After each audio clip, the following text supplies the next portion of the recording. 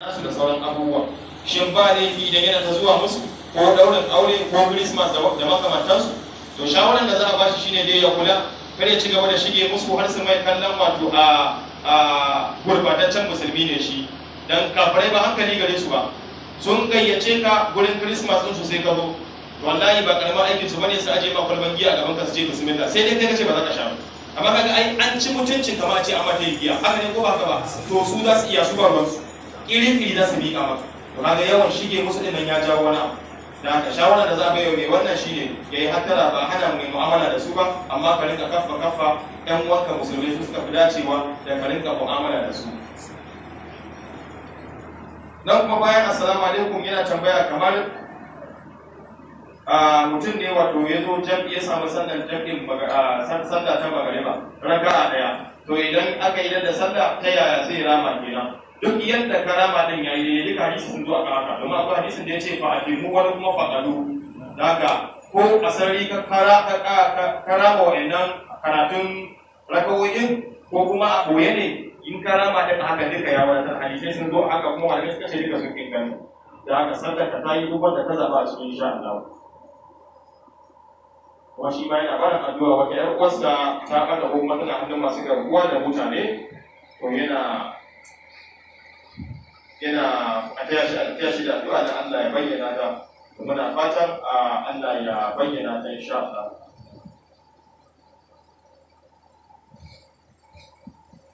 Yana tambaya nan cewa mutum ne ya zo sallar juma'a bai samu ruku'u na ƙarshe ba sai zaman tahiyya kawai ko kuma sujudar ƙarshe. To ya zai kenan bayan an sallar lalle dole za ka bi liman kai ma ka zauna an fi so da ka zo masallaci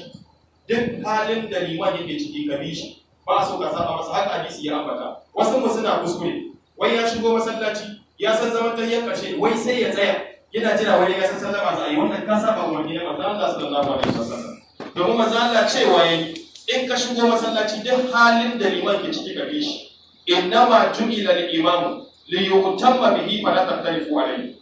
duk halin da liman ke ciki ka bi shi ka tabbatar zaman ƙarshe ne baka samu sallar ba kwata haka ne ko to zauna abin da aka fi so kenan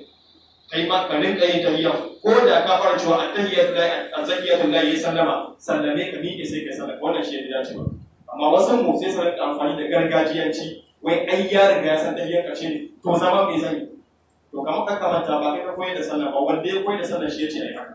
zaka in ka shigo ka gani ma a kowane hali ka bi shi idan ya sallame sai ka tashi ka kawo sallar shi game da sallar juma'a da yake tambaya shine yayin da kai wannan hali baka samu sallar juma'a ba kenan kwata da haka ya sallame kai sai ka tashi ka kawo sallar azhar duk wanda ya rasa sallar juma'a ba zai yi juma'a shi kadai ba ina fatan mun gane da sallar azhar za ka kawo cikakkiyarta wanda yadda ya dace da kenan kuma bai hatara sallar juma'a da daina wuce mu don malamai suna da kariya kan duk wanda ya saka ci sallar juma'a ko suka wuce shi ma gaskiya akwai kalma mummuna a kan Allah ya tsare shi ma wannan ƙarshe barin addu'a ne ina ga wannan shine na neman ƴar uwar tasa Allah ya bayyana ta wancan kuma na addu'a ne shi ma na neman aure ne addu'ar tasa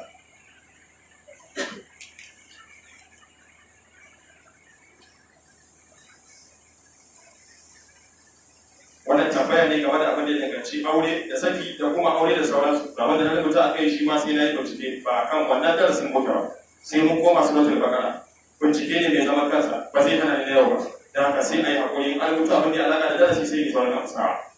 a nan za mu dakata abin da muka faɗa ne Allah ta rama cikin ladan gaba ɗaya abin da muka kuskure mana fata Allah mana afuwa wanda yake na ƙarancin ilimi mana fata Allah ƙara mana fahimta sallallahu alaihi wa sallam